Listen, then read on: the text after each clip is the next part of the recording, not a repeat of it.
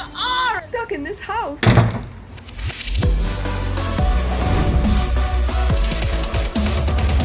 Welcome, your host, Jennie McNulty.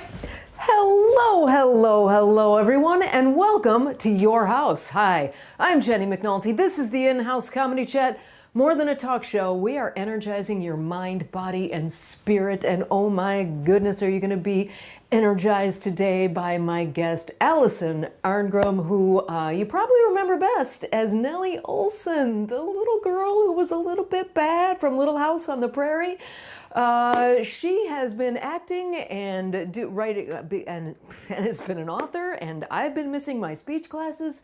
We're going to catch up with her in just a minute, and don't forget to stick around after the chat with Alison. We're going to take a walk on the beach. It's Motivation Monday, you guys.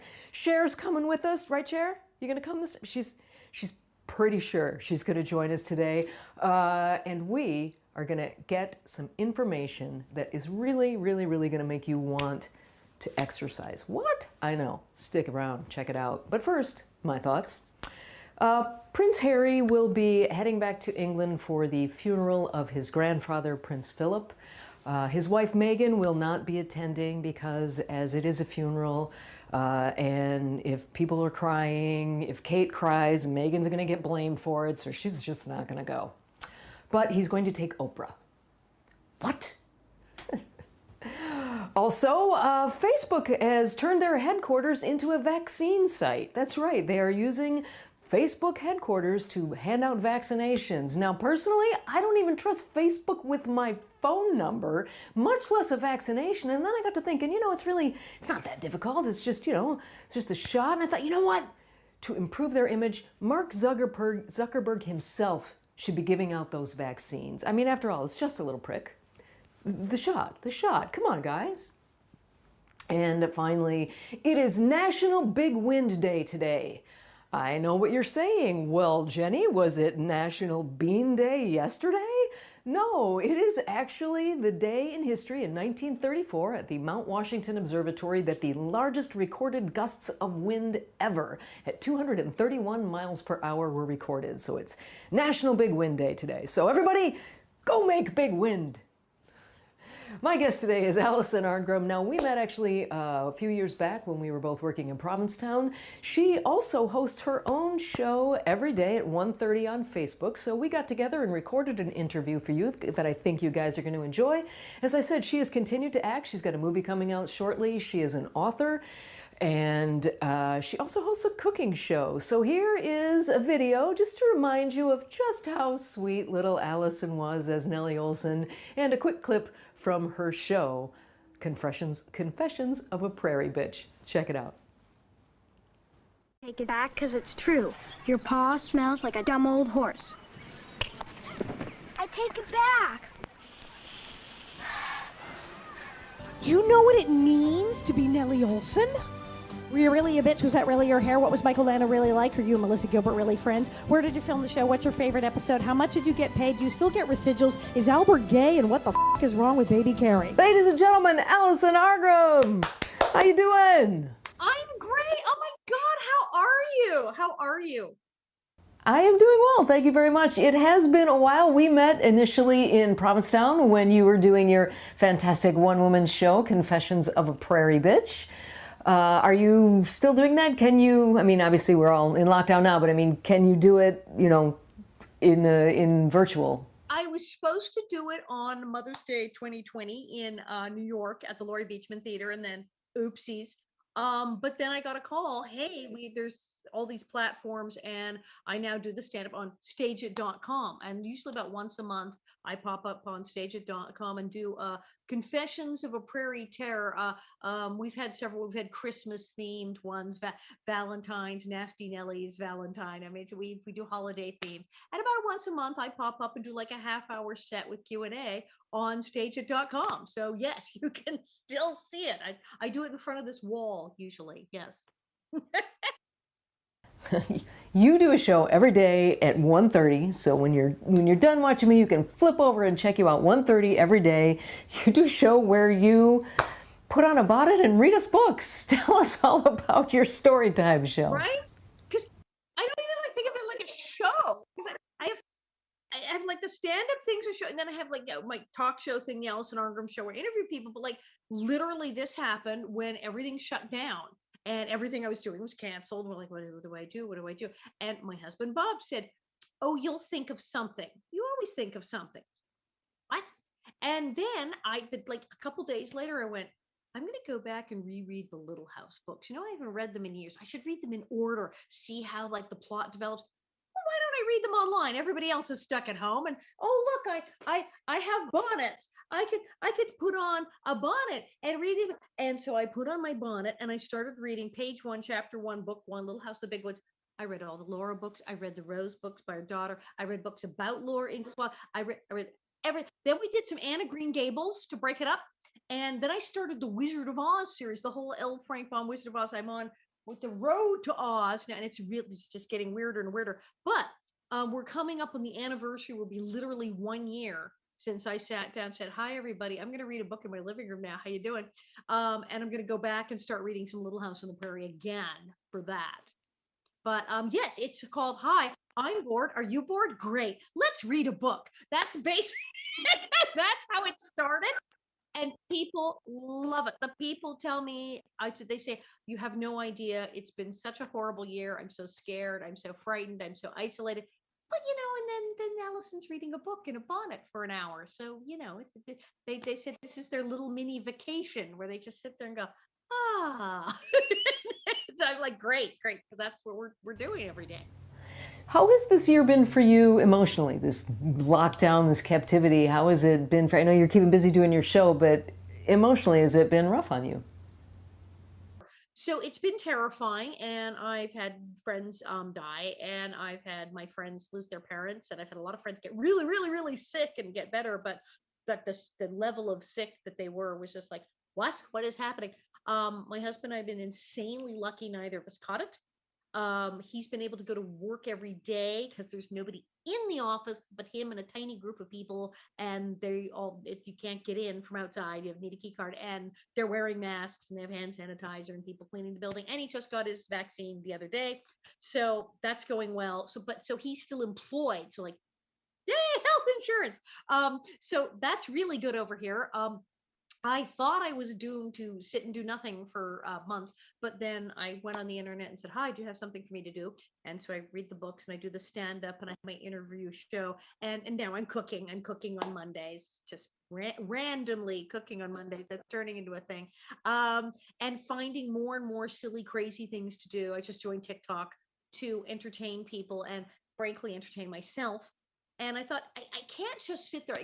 I know a lot of my friends are going, yeah, I haven't put up makeup in a year. I'm in sweats. I haven't gotten dressed. I haven't gone out. I haven't put on eyeliner. And I don't talk to anyone. I'm like, I can't do that. I wear pants. I wear pants every day. I'm even wearing shoes. Sometimes I don't. I'm wearing the shoes today. I went out. I was at the post office for a whole 3 minutes. I wear the shoes. I wear the pants. I shower and get dressed every day. And I wear makeup almost every day. Unless I've taken a day off, or most days I got on some mascara and stuff because I'm talking to people. So I feel sort of civilized. I get up, I get dressed, I put on makeup, I go to work in the living room with the fancy backdrops, and I have a sort of a routine. So that's kept me from just running naked, screaming down the street, which has been close. And it's given me something to do and an income. I've been able to do things, and there's been online autograph shows. I mean, so I'm like, I'm in Cameo, so I'm like, oh my God, I'm working, sort of. So I've been able to continue doing the things that I normally do to make money and the things I normally do to entertain people, just in a really weird, bizarre way in my living room. So it's kind of work. And then Bob goes to work, and we sit there and go, want to go out to dinner? Oh, right, we're not doing that. So what's for dinner? Takeout, yes. Or luckily I can cook. So it's been weird. It's been really weird, and it's gone on so very, very long. And just every day that we didn't catch it and another person turns up alive and not dead, we go, yay. So we're hanging in there. That's all we can do, right? Is just keep working and hanging in there. But you do a lot of different things. As you've been talking about some of the things you do. Your mother was also very famous as a voiceover artist. She did Casper, she did Gumby, she did Sweet Polly Purebred. I've heard you do kind of accents in your show. So what are do you do any of her old ones? And do you have a favorite or so that you do, like just your own individual? I do this weird little voice that makes me laugh. What's your favorite one of your mom's and favorite of yours? My mom was Gumby and Casper the Friendly Ghost and Davy of Davy and Goliath and Sweet Polly Purebred Underdog's Girlfriend. And for people who are old enough, the first Family album with Vaughn Meter, she was Little Caroline and John John. So like, ooh. I do naturally tend to do funny voices, and when I'm reading, I've been giving all the characters, well, let's see, and it's like improv because I don't read the chapters like the day before. I go, oh, there's a new character. He's a donkey. What does he sound like? Oh, well. And I was reading, and it was great. One of the characters I had given randomly an Irish accent. So today, we're doing St. Patrick's Day stuff, and I'm like, yes, Dorothy, here's what we're going to be doing. So suddenly this guy's got it. And then my favorite, I think, is the Sawhorse. The Sawhorse, little wooden guy in the Oz thing, for some reason has this little high-pitched, almost Gracie Allen. I don't know yet. I'm the Sawhorse. It's very difficult being the Sawhorse. I'm like, why does this? I have no idea. I just opened my mouth. I just started making up weird voices for all the characters, and it got really nutty. And the Gnome King is Swedish, and and it's really really funny. So yeah, I do random improv voice accents and cartoon characters for the voices that I'm reading. And then in my spare time, I'm Gracie Allen. There's this group that recreate old radio shows, and a guy, Brad Zinn, who does George Burns. We had Rich Little guest star as Jack Benny in one episode. And so I'm recording actually later tonight to do a thing where I will be Gracie Allen. And there's an episode they show, and they have a whole website, Spurdvac, and I used to do their live action ones, but now, of course, we're doing them on the internet. But it's a bunch of people who love these old characters and these old shows who recreate the shows. And I've been performing as Gracie Allen now in several of them. It's become quite the fun. Can you do a little Gracie? Can you say something as her right now? George, you shouldn't get so upset about Jack Benny coming to dinner. Okay, yeah, well, we did get the check for that one. That's true. That is awesome. It's bananas. And they really like it. And the guys who are like, they're like, that's actually pretty good. And it was like, oh, yes, what was the one we were going on about? Gregory Peck, I give him 15 quivers. When his Adam's apple goes up and down, right? It just starts. I just kind of go into the zone and go, I'm Gracie. I watched a bunch of the old episodes on YouTube. I listened to it, and then oh, God. Okay. And so, so I'm Gracie Allen every couple of weeks. Yeah. If you go to AlisonArngrim.com, you end up at a French website because you are, and Little House on the Prairie is crazy huge still to this day in France. Can you explain that? And what's it like for you over there? Are you like a goddess in France? La petite maison dans la Prairie est très, très, très populaire en France, même aujourd'hui, oui, même maintenant. Le français adore Nellie Oleson, la petite peste. Or as I like to say, they don't think she's mean, they think she's French. Seems perfectly nice to me. What happened is Little House started running in France. The reruns relatively early. There wasn't like that big a delay between America and France. Like it took forever to get to the other countries, but started running in France like right away. And people in France traditionally went home for lunch every day. They still do in smaller towns, and kids go home for lunch. Well, there were only 3 channels at the time. And so it was like, do you want to watch the news or do you want to watch Little House on the Prairie? And they had it on, and they went berserk. They thought it was like the best show ever. So they got hooked on this. I met the woman who dubbed my voice too. It was really cool. And I went there to do a talk show in 2002, and I found out I had this rabid French following of it is Nellie, and that they were like obsessed with Little House on the Prairie. And I was like, that's the craziest thing ever. So I wound up creating like a whole other life and career in France. And I was there all the time. And this guy, Patrick, and I put together this whole show. So I do this whole comedy review with clips and stuff and sketches, but it's all in French. And we take this around to like little towns in the French countryside, like twice a year. I spent like 4 months out of the year in France. I did a movie in France with Jean-Pierre Mocky, right? It was all French. I made a movie in France. So yeah, I have this whole like Alison .2 French version over here. That's other me. So there's the French website. I have the bonnetheads.com, my fan website, and then there's the French website. And now I'm on TikTok, and it's like, yes. We don't know why. Something about it. They felt like they saw the pilot and they went, oh, this poor man, this farmer, and he is so beautiful, and he cries all the time, and his wife and his children in the forest. And that was it. They just loved it. Can't explain the French, right? So Right. I want to touch on two things before I let you go really quickly. And one is you alluded to it earlier, is your cooking show, and I want to show a clip from that in just a second. But you also, just to get to a more serious note here for a second, you are one of the people involved in an organization called Protect that helps people that are suffering from child abuse. Can you tell us a little bit about that? Yeah. And It's pretty cool. You can go online, look up protect.org, www.protect.org. And it's a nonprofit that I got involved with a few years ago. And the first thing they were doing was going all over the country and changing laws at the state level that affect victims of sexual abuse as children. You know, a lot of the fighting for, we're now seeing the statute of limitations opened up places and all these kind of things. We fought a thing called the incest exception, where in states where if you molested the kid next door, you might get 20 years, but if it's your own kid, you're like free to go. You get a probation deal.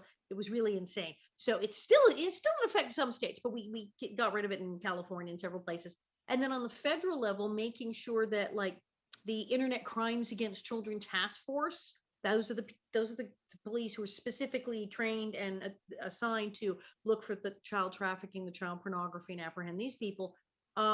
We create a whole thing, the Weiss Center for Child Rescue Technology, getting them tech. We went into Washington and said, okay, what's their budget? And don't cut their budget. In fact, you should really give them twice as much money, because do you have any idea what these people are doing? And so we made that happen. And we keep doing all these different projects. We have a thing with veterans, training them to apprentice to the ICAC team. So like helping them. And it's amazing the number of projects and the things that we keep coming up with. And we're all about, like, as we say, sunlight and accountability, that many elected officials just assume you don't know what they're actually doing when it comes to child abuse law, that you won't be paying attention to that particular vote or that particular bill. And so they're actually kind of doing awful things that you don't know about. We kind of want people to know more about that. So yeah, so just check out protect.org. We've done some very, very cool things and helped a lot of people.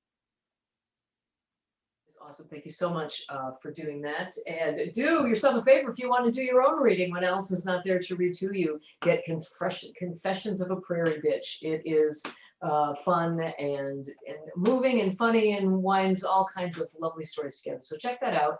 But now I would like to show people a clip of just some of you. It must have been the time in France where you learned to be such an exquisite, professionally trained cook. Here, check this clip out. Mais oui. You will love this. But I did wash my hands, so. Dough. It's not like bread. You don't have to knead it. This is the trick. You get the thing, and you go, oh, look. Actually, I don't even need this much flour. And we have wax paper, so it's like really good. Squishy, squishy, squishy, squishy. Poof! Look at all that.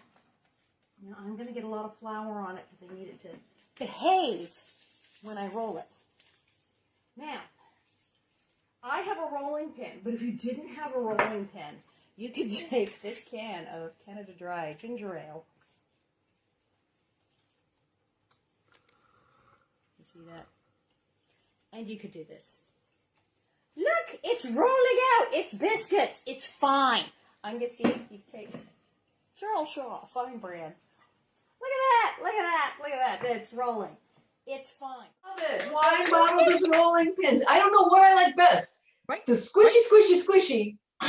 I said, I don't know what I like best, the squishy, squishy, squishy, or the wine bottle as the rolling pin. You can use the biscuits. Don't care. The biscuits do not care what you roll them with. You can have an $80 rolling pin, or you can have a wine bottle or a Coke can. The biscuits will not care. So that's the thing, is that it's who's going to do the cooking, because that was the big line on Little House, because Nellie couldn't cook.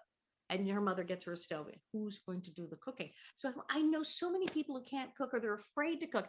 And it's like, you don't need all this special equipment. You don't. There are so many simple things. I made scrambled eggs and biscuits. And it's like, you don't have a mixer. Do you have a fork? Do you have a fork and a bowl? I don't have a rolling pin. Fine. You have a wine bottle in the house.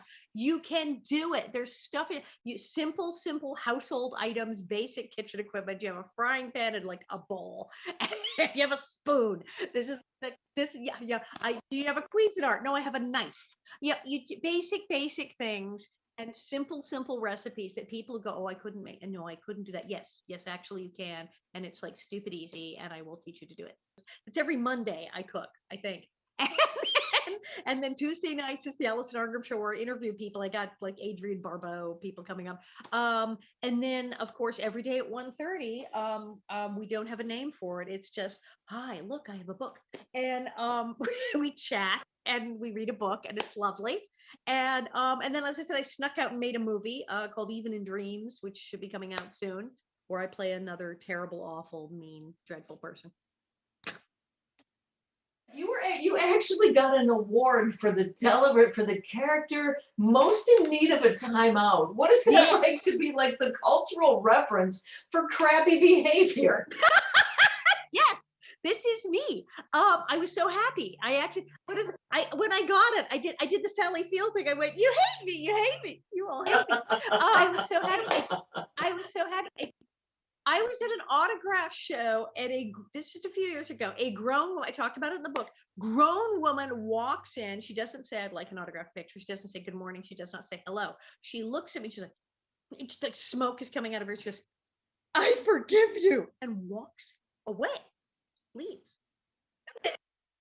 I forgive you, and stomps out of the room, gone. Not like, okay, I got that out, and now I'd like to say you're a great actress. No, I forgive you, and she left.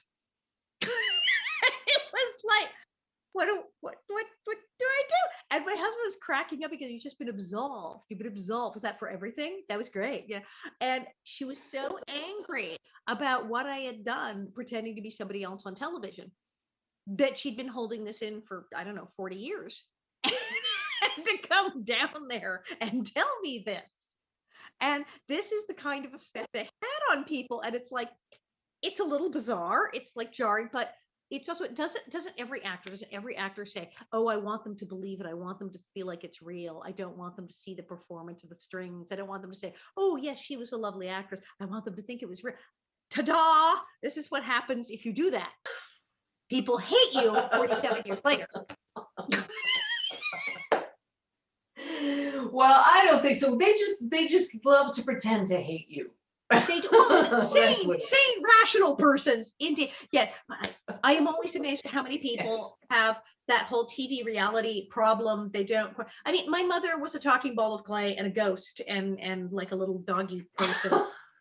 So I knew that TV wasn't real. I had that advantage that I went, oh, okay, yeah, that's not an actual thing. But not everyone did. And some people watch the TV and think it's happening. So it's, yeah. All right, one last question, and then I'm going to let you go. And I ask this to all my guests. We're about to go take a walk on the beach here now. So what do you do? I do that to make myself feel better. What do you do, Alison, when you're feeling down in the dumps and you need to just pep yourself up? What is it you do to cheer yourself up and be more positive? Well, I listen to music. I old-fashioned rock and roll and of course crazy French music. I like French music. I listen to music. I need to go on the walks with you. I do have the exercise bike, and it's not just a clothes rack. I have actually been on it. And I will not hang anything on it. It's like, no, I'm going to use it. So I try to get out. Going outside is good. Sit outside in the sun helps. The music helps, and reading. I like to read. I lose myself in a book. I'll read, sci-fi, horror stories, crazy stuff, but I'll read. And I'll tell you, when I sat down, because I went to read to make myself feel better, I get into these stories. I didn't know that was going to happen. And I'm like sucked into the plot. And they're all like, I feel so much. They all feel better. I feel better. And so many people go, you don't know how much better I feel when you do these readings. I go, you don't know how much better I feel doing these readings. So I find reading and music really help. Awesome. Alison, thank you so much for being with I'm going to try that again. Alison, thank you so much for being here with me today. I really appreciate it. Good luck. Please make sure you guys check her out. In fact, you can skip over right now at 1:30 and go check out her Facebook page, and you can have story time. You can do cooking on Monday. Go to her YouTube channel. Do check out Protect and all the things. Thank you so much for spending time with me, and stay safe out there, my friend. This was so much fun. Thank you very much. And fun, wasn't it? Alrighty, now it's the time that you are going to join us on the, Someone just asked Cher for her autograph, and now she's over there chatting. I'm sorry, you guys. She'll be over in a minute. She's just so kind and wonderful. But we can still walk. Come on, get up, get up, get up. I've got great news for you guys. Really, really seriously good news. So get up and walk. Do some knee lifts. Do whatever. Dance if you like, but get some movement into your day because it is never too late. Now, here's the deal. I did some research. There's some new studies out. There was a study of over 2,200 men in Sweden, and they looked at them for over 35 years, which is really good for any kind of a study when you can get that long of a baseline. And they asked them all kind of questions about their activities, their diet, whatnot, and they looked at the men who were sedentary, kind of middle of the road exercise or heavy exercises, and their health throughout. And what they found was that even the men who started after the age of 50, who were sedentary prior to that started after the age of 50, within 10 years had the same kind of health benefits, which is reduced mortality rates. It was really great news. So that was in Sweden. They also did a study of over 6,000 guys in England.